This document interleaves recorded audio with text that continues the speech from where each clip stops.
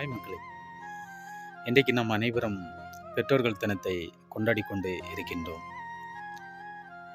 தமிழகத்தில் இருக்கின்ற அனைத்து என்னுடைய அன்பார்ந்த பெற்றோர்களுக்கும் இனிய பெற்றோர்கள் தின நல்வாழ்த்துக்களை தெரிவித்துக் கொள்கின்றேன்.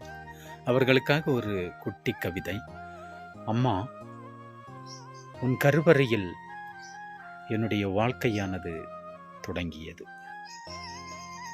உன் குரலில் என்னுடைய முதல் சிரிப்பானது ஆரம்பமானது. என்னுடைய கண்ணீரை வார்த்தையின்றி புரிந்தவள் நீ. என்னுடைய கனவுகளுக்கு இறக்கை கட்டியவள் நீ. நான் விழுந்த பொழுதும் என்னை கைபிடித்து எழுப்பினாய். நான் தோற்ற போதும் எனக்கு நம்பிக்கை சொல்லிக் கொடுத்தாய். உலகம் முழுவதும் என்னை மறந்தாலும் உன்னுடைய அன்பு மட்டும் எப்போதும் மாறாது.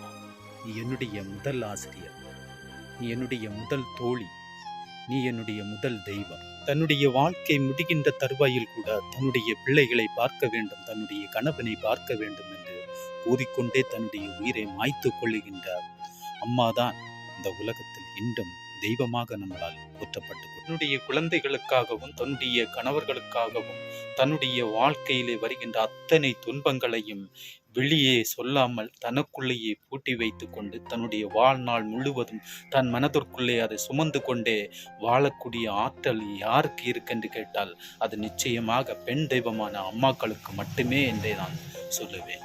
ஏனென்றால் தன்னுடைய வாழ்நாள் முடிவிலும் தனக்கென்று எதுவும் சேமித்து வைக்காமல் தன்னுடைய பிள்ளைகளுக்காகவே வாழ்ந்து எந்த ஒரு எதிர்பார்ப்பும் இன்றி இந்த உலகத்திலே தன்னுடைய வாழ்க்கையை முடித்து கொள்பவள் தான் உண்மையான அந்த தாய்மனம் படைத்த நம்முடைய அம்மா. அப்பேற்பட்ட அந்த அம்மாவை நாம் போற்றுவோம், பாராட்டுவோம், துதிப்போம். தன்னுடைய வாழ்க்கையிலே நமக்கு கிடைத்த மிகவும் ஒரு அழகான வரப்பிரசாதம் யார் என்று கேட்டால் நிச்சயமாக அது நம்முடைய அம்மா மட்டுமே. அம்மா என்ற புகழ் இந்த உலகம் அகிலம் எங்குமே பரவட்டுமே. நன்றி.